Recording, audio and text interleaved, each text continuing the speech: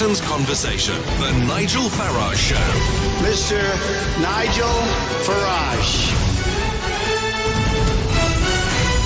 Thank you, Donald, and good evening, everybody. Well, for months now, we've heard the Remain camp telling us that if we were to leave the European Union on WTO rules, or what they call no deal, that it would be a disaster for our country, terrible for jobs, bad for businesses. We would fall off the edge of a cliff. That's the terminology we've heard time and again. And one of the criticisms of the Leave camp is they've not been clear enough in what they see as an alternative, particularly since Mrs May put the Chequers plan on the table. Well, today there was an attempt to do something about that. A group called Economists for Free Trade, who include people like Professor Patrick Minford, Roger Bootle, Tim Congdon, names like that, and with an advisory board with some really big names on it, James Dyson and some of the biggest industrialists in the country. So it is a very valid organisation. They today held a press conference in the Palace of Westminster, and their star political speaker was one Jacob Rees-Mogg. And the whole point of this conference was to say, look, we find Chequers unacceptable. There is nothing to fear from the World Trade Organization. Here was Jacob Rees-Mogg this morning. What is the best way to achieve a deal? Is it to be snivelling and fearful and timorous and give the impression to the European Union that we will do whatever they say, that we will kowtow, we will go down on bended knee, we will offer to serve homage to the great power that there is within the European Union? Or do we go out there boldly and say, actually, our best economists, and several of them are in this room, say that we've got nothing to be fearful about. We don't need to pay homage to you. And don't you think that we should judge by their fruits? Because we all know Andy Haldane, that great figure at the Bank of England, one of the really proper people at the Bank of England, pointed out that most economic forecasts are wrong. So what I'm saying is not that you should accept every detail of this forecast, not that it will be precise, not that in 15 years' time it will be 1.1 trillion that we've made when you combine it all together, but it will be in that direction.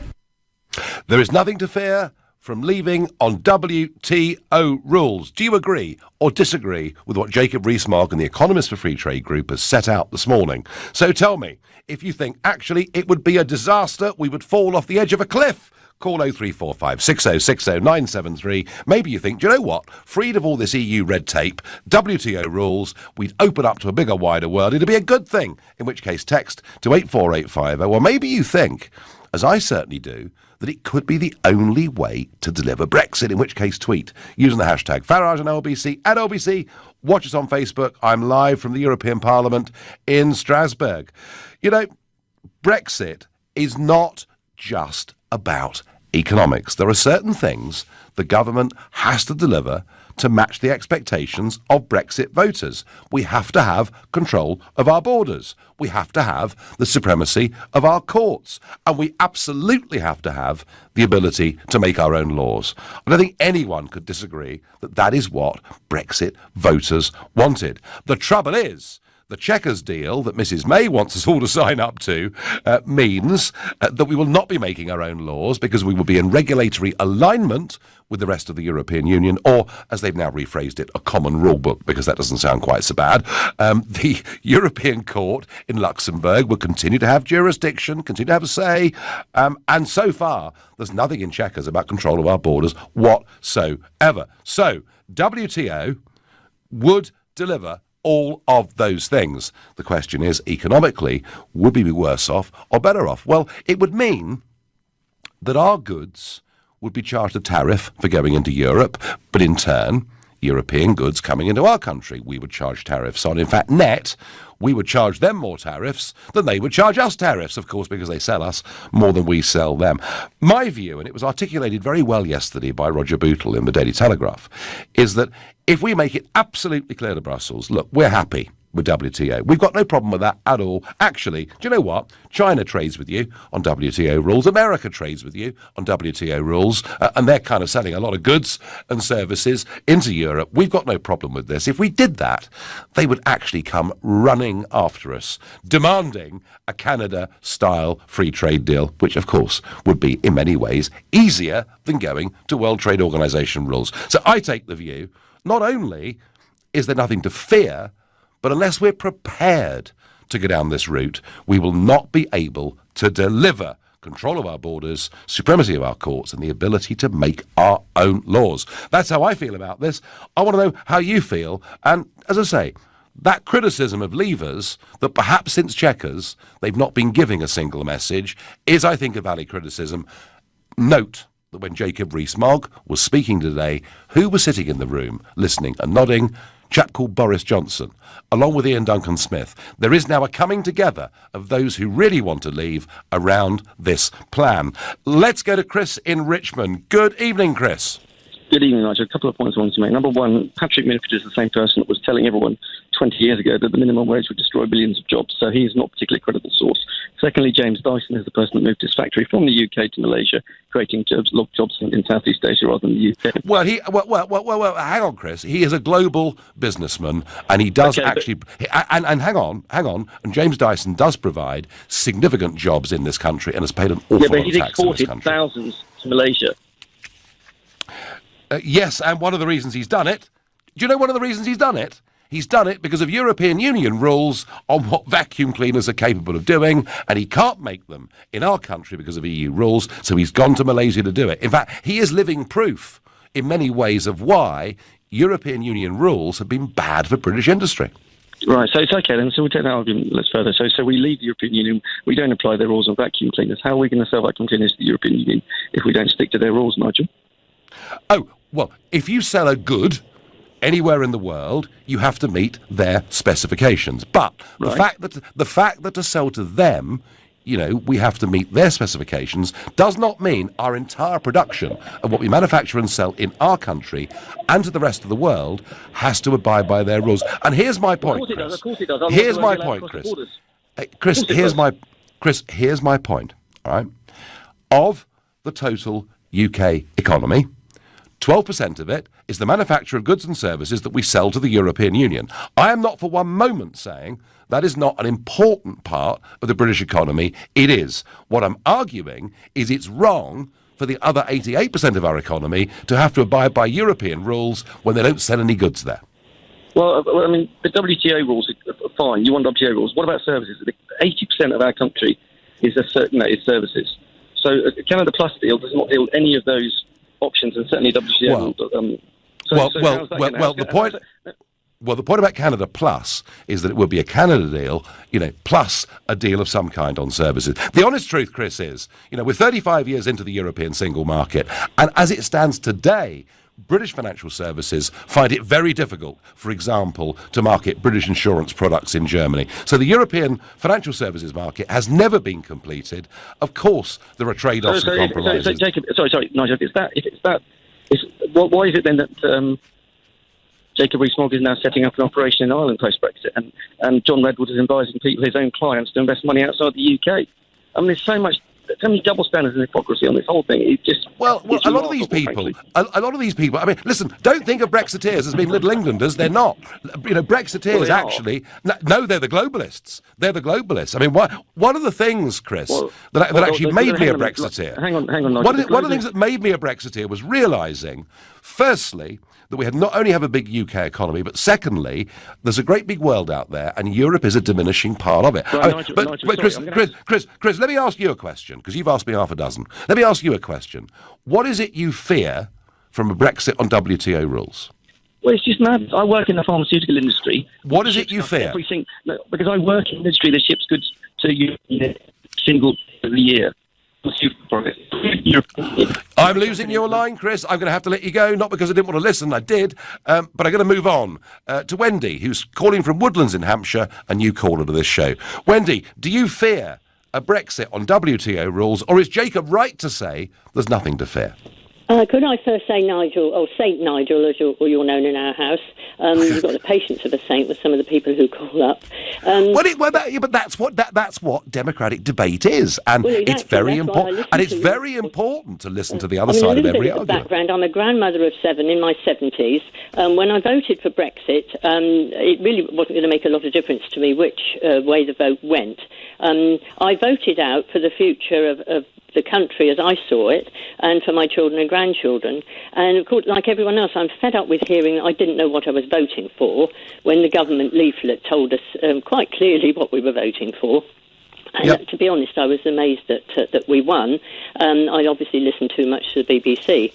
But I've been constantly frustrated by these people trying to thwart every turn, trying to get some kind of a deal. And I've got to the point now when I'm sick to death of it. And I really would like a no deal just to give the blinking European Parliament a bloody nose, pardon the expression. Well, Wendy, I promise you, if we announce we are leaving on WTO terms, and of course we've got to sort out, border issues, flights, etc. Of course we have. But if we tell them we're leaving on this deal, they will come running down the corridor after us, because German industry will be bashing Angela Merkel and Juncker round the head and saying, get back to those British and get us some kind of a sensible Canada plus deal on goods and services. But we should have done it a long time ago. Well, Wendy, we are where we are. We are where we are. None of us thought that Mrs. May would come up with that Chequers deal, inspired by her civil service. But it's so awful that I think now we are seeing a genuine fight back against it. And I think what happened today with those economists and with Jacob, with Boris there in support, I am 100% behind it, and I'm from a different political party. What, short of going out on the street with a placard, what can I do as an individual to try and get this solution?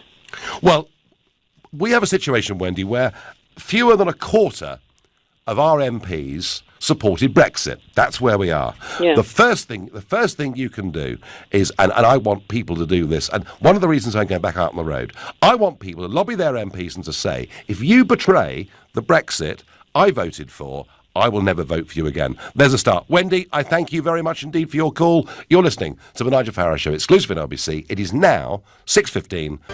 Jacob Rees-Mogg and a group of senior economists are telling us there is nothing to fear from going on to World Trade Organization rules with our trade with the European Union. I'm asking you, do you fear it? Is it perhaps the right thing to do and the only way of delivering a very clean Brexit? But something today that really did fascinate me and get me scratching my head about this government and what direction they want to take us in. The Chancellor of the Exchequer, Philip Hammond, speaking today in the House of Commons, responded to a question from the chair of the Treasury Select Committee, Nicky Morgan, about what was going to happen with the Governor of the Bank of England, Mark Carney.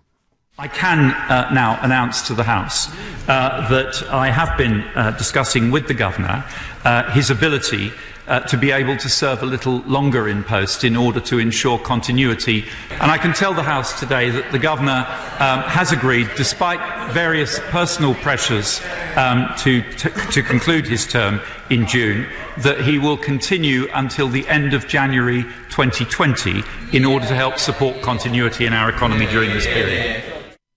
I mean, the Governor of the Bank of England was as bad as George Osborne during the referendum, telling us it would all be a disaster, telling us ever since the referendum we've done the wrong thing, it's catastrophic. He's a Remainer, an unrepentant Remainer. He hasn't even attempted neutrality in that job as Governor of the Bank of England. And here we get the Chancellor of Her Majesty's Government telling us that his term will be extended. How on earth can we take this government seriously when they say Brexit means Brexit if they keep this man unnecessarily in his post? Any thoughts on that? Please text to 84850. Back to Jacob Rees-Mogg, back to World Trade Organization rules. Is there anything to fear? Callum is a new caller from Moray in Scotland. Callum, good evening. Good evening. I'm very interested in your description of senior economists behind this proposal, but I'll just carry on with some of the facts. Really, Nigel, it's a nice evening here. All right, well, Callum, hang on a second. Are you saying these are not senior economists? I'm saying they're not in the majority, but let's not worry about that. I didn't say they were in the majority. What I said is these are well-known economists, many of whom have done big jobs for British governments in the past. Doesn't mean they're right, Callum. Doesn't mean they're in a majority. The point I was making, and I hope you'll agree with me, is that Economists for Free Trade are a valid, legitimate organisation. I think we could disagree on that, but let's talk about what you've asked about, which is about world trade options and what that would actually mean. So your proposition is that we'll gamble by saying we'll go to World Trade Organisation options and then they'll give us a better deal. So let's go through what a World Trade option would actually mean for the whisky industry in Scotland, okay? Okay. That would mean a 40% tariff being applied to all luxury goods, which would mean for a £200 bottle of whisky, an £80 customer cost. Okay, so that's the first step. So Callum, on the whisky, on the whisky, how much of overseas whisky is sold to the European Union? 30% of a £4 billion industry for a single company. So you're talking about a substantial, more than your fishing industry, Nigel, I think you'll find. But if you'd let me finish, because this comes on to a much wider point. The point is, we would then be hit by that tariff of a luxury good. So one way around that would be to produce those luxury goods, but not package them as a luxury item until they enter the EU, where we would avoid a vast majority of that tariff. What that would effectively mean that if you've got a luxury good in this country, you would actually be better off, even if you're producing it in this country, to not package it as a luxury good, take the tariff at a lower rate and package it in a foreign country, i.e. Holland, etc. And that is what the WTO tariff will make us do. And that isn't a scare story. That 40% tariff has an immediate impact on jobs in Scotland, particularly packaging jobs, logistics jobs, everything else. And then the next part of that is under WTO rules, we'd still have that tariff to play on all the other countries we wouldn't have an agreement with. So the easiest way to then export that whisky into other countries would be from where? From Europe. Isn't the argument, Callum? The other 70% of our industry would then be exported from Europe because it would be easier for us to do it. Isn't the argument, Callum, isn't the argument here that, I mean, you talk about whisky exports. I mean, Japan has been a very big market for whisky exports. You know, the Swiss did a free trade deal with Japan many, many years ago. We, outside of the European Union, could have done that a long time ago to the benefit of your industry. Well, actually, right now, you're talking about going to WTO rules, and WTO rules are 40%. So if you want to talk about having a better free trade deal than the current EU deal, I'm happy for you to find one out there in the wider world, because so far, no lead representative has. But if you are talking about WTO rules, I've explained exactly how one small industry would be affected. I'm not going to take up any more of your time, so I'm sure you've got lots of other callers. No, listen, Callum, and I know in your part of the world, the whisky industry is very, very important indeed. Thank you for making your points. And hey, you know something? Whenever you make a change in the short term, there will be winners and losers. Of course there will. But how on earth, folks, how on earth do we deliver a Brexit that gives us control of our borders, supremacy of our courts, the ability to make our own laws? Chequers did none of those things. I'm perfectly happy. I'd love us to do a Canada Plus deal, but I don't think we're going to get to that unless we say we're prepared to go WTO first. That is my view. And that, I think, is how business negotiations go. Not something I suspect the Prime Minister is particularly good at. That's my view. Stuart in Romford says, I would rather have WTO any day than the Chequers betrayal. Well, that really is what Jacob and Boris actually are saying. Shirley says, I wish we could just leave on WTO rules instead of all this scaremongering and waiting for the EU's decisions. I work for a Jaguar Land Rover supplier. I don't believe any of it. Well, Shirley, there are many that say actually business is business and the whole thing in the end will get sorted out. But we have to show the European Union we're prepared to do this. Nazir is calling from Whitechapel and a new caller to this show. Nazir, hello. Hi, Nigel. Good evening. Good evening and welcome. So, do you fear this WTO route? I do fear that, and I would say that for once in your life, just stop being hypocritical. Hypocrisy. Do you know, Nazir, I've been called many things over the years. I've not often been called hypocritical. So tell me how I'm being hypocritical, please. I'm all ears. Because you've been yourself member of the EU, your Parliament, for such a long time, and now you are asking everyone to leave the EU. And as far as your Jacob Rees-Mogg is concerned, he, of course, set up, he actually moved his own fund business to Ireland just to keep the European access open, whereas he claims that, we'll be better off without the EU. Why would he move his asset management business to Ireland if he was better off outside? Well, it may well be, Nazir, that he has investors to answer to, and because we're part of the European Economic Area, you can choose to pay your corporation tax in any European jurisdiction you wish. He may be doing it to give his investors a better return. I don't know. But I'm really interested, Nazir. You haven't yet explained to me why I'm a hypocrite. The reason why I say is because, you say one thing and then do completely something. I would rather say you hide the actual fact. So why have you been member of the European Parliament to expose it? Think European Parliament is such a bad institution? Well, hang on, Nazir. The SNP take their seats in Westminster and they want Scotland to leave the United Kingdom. We're not talking about SNP, we're talking about you, Nigel. Well, I tell you what we're doing, Nazir. Let's talk about principles. How are my principles, being a UKIP MEP here, wanting to expose the European project for what it is, wanting to get rid of my own job as a group leader and an MEP, how is that different to what the SNP are doing in Westminster? I'm not talking about SNP, I'm talking about yourself at the moment. So if you don't like Project Europe, why would you be a part of it? Because I tell you what, I came here to get a voice. I came here to find out what it was all about. I came here to expose it. And I would argue, whether people disagree with me or agree with me, probably they've learned more about the European Parliament through me being here than through virtually anybody else that's ever been an MEP. And I think I've done my job, Nazir, to the best of my abilities. Realize a lot that how much you can lie. We have always had control on everything that you talk about that we don't.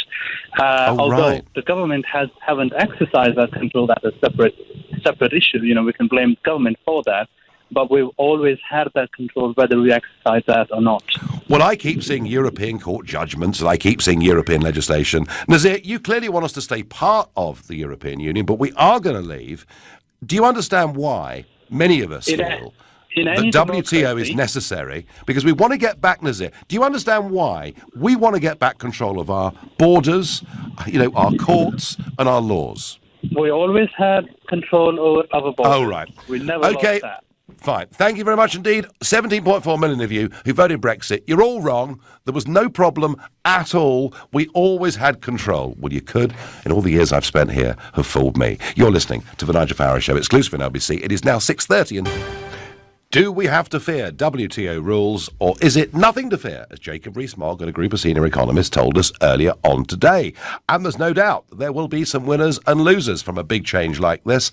I actually think if we make it very clear to the European Union that we will do this, we've got no problem with it, they will then chase us down the corridor to have a Canada Plus style deal. I am pretty certain of that. Now today, in Strasbourg, we had a visitor, Viktor Orban. He is the Prime Minister of Hungary, elected earlier on this year with 50% of the vote in the general election. He is an enormously popular leader, but he has stood up against the European Union authorities. He stuck two fingers up to the idea that he would accept migrant quotas after Mrs. Merkel invited so many people to come into Europe. He has closed down a university funded by George Soros on the basis that it was propagating ideas that were against the law in Hungary. Seen by some as a hero, seen by others in Brussels as being a bit of a villain, here was Viktor Orban earlier on today speaking through an interpreter. I know that a majority will approve the report, and I know that my speech here today will not manage to change your opinion. Still, I have come here today because you are not going to condemn a government, but a country as well as a nation. You are going to denounce Hungary, that has been a member of the family of Christian European nations for 1,000 years. You're going to condemn Hungary, that contributed to the great history of Europe with hard work and shed its blood when needed. There was Viktor Orban, tough talking. What is it he's talking about? Well, tomorrow there's going to be a vote in the Parliament as to whether the European Parliament thinks Article 7 of the EU treaties should be applied to Hungary. What is Article 7, you ask? Well, it would mean stripping Hungary of their voting rights and, into the bargain, stopping European monies going to Hungary as well. It is the most radical piece of action that the European institutions can take. Here was Guy Verhofstadt. Remember him? Now, he, of course, is that charming fellow who the European Parliament have appointed as their chief Brexit negotiator. Here was Verhofstadt speaking to Orban. You're the government of Hungary and the leader of a political party.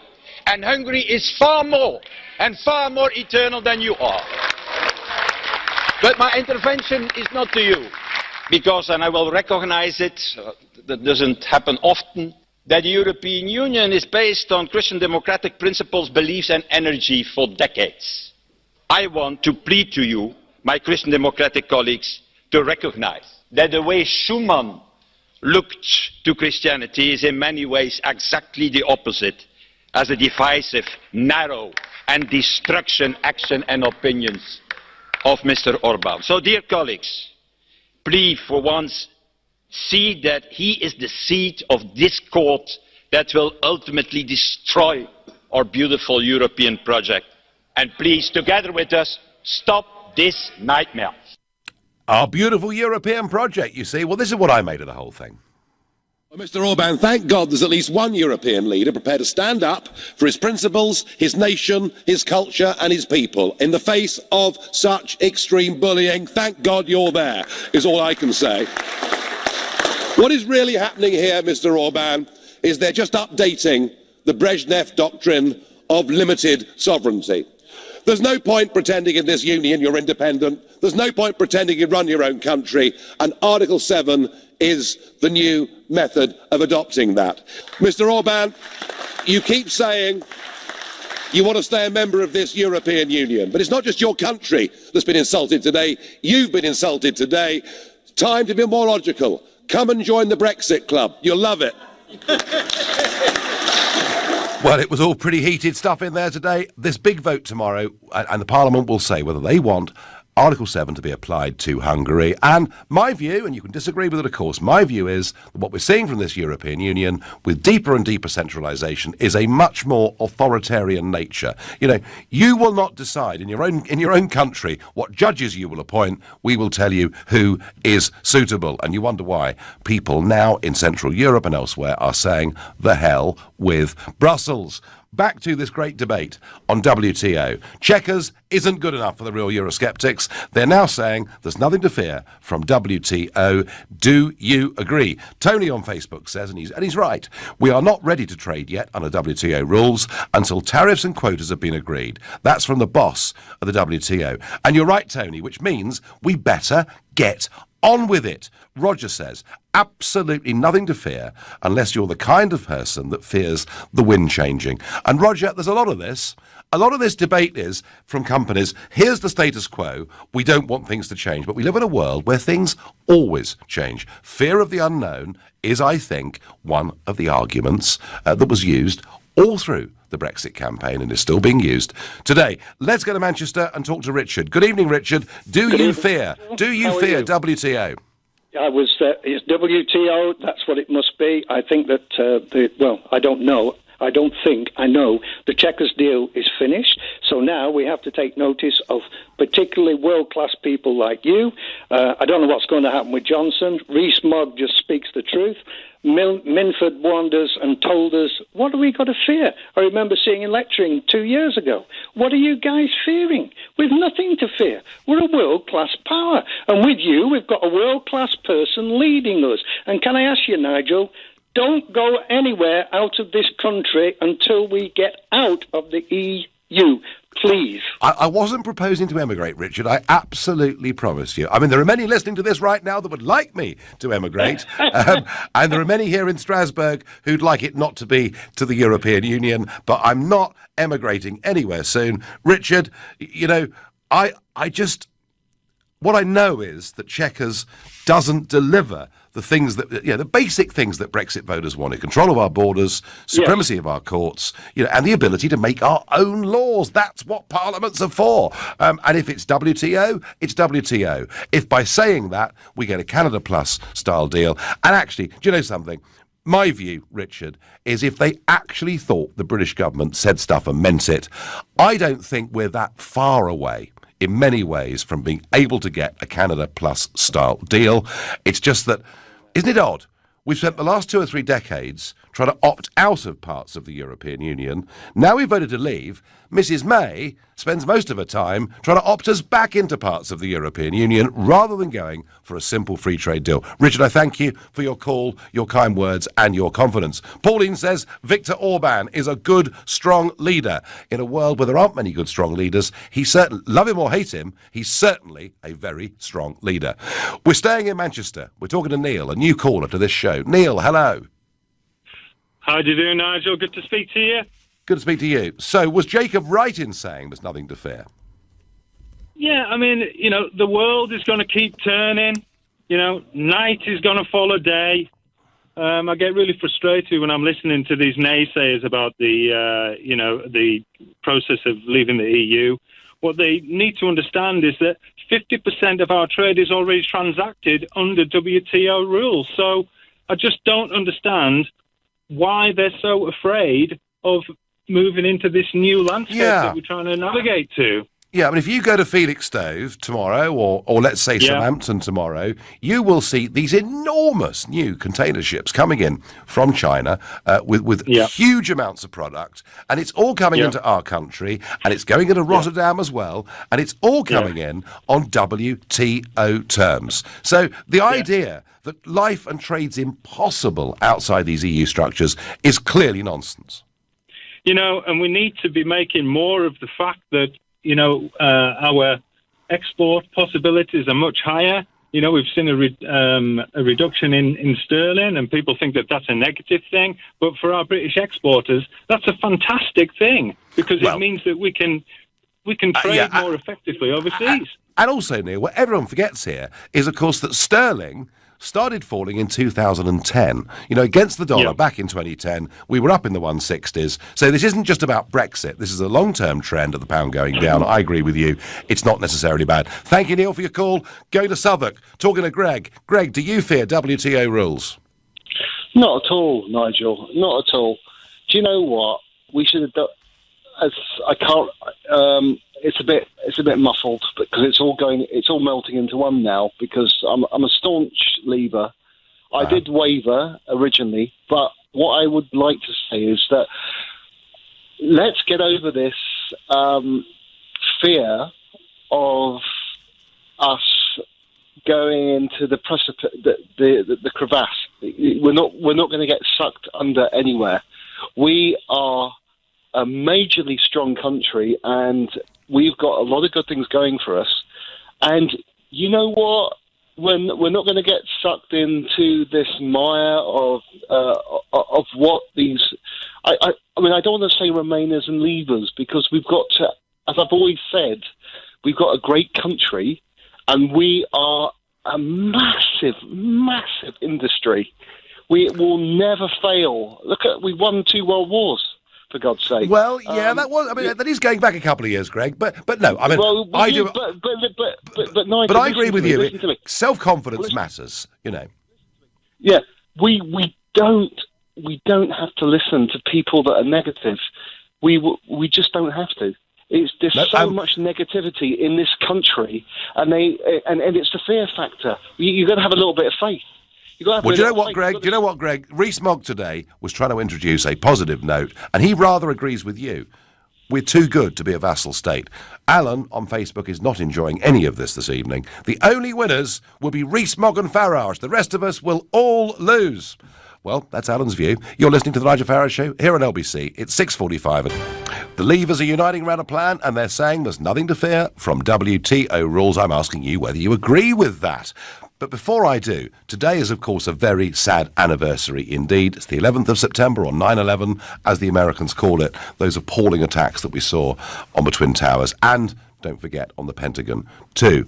Remarkable story came out today on MSNBC, an American news business channel, reporting on a quote from Donald Trump in a book he published back in 2000. Trump wrote, I really am convinced we're in danger of the sort of terrorist attacks that will make the bombing of the 1993 Trade Center look like little kids playing with firecrackers.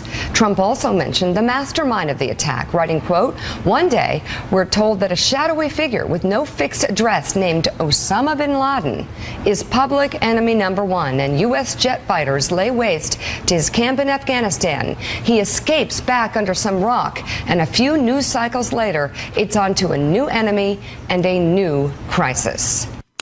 That was Trump in a book published back in January 2000. Call him what you will, he's not a complete idiot. He really did foresee what was going to happen on 9/11. Horrible anniversary. I knew lots of people who were killed on that day.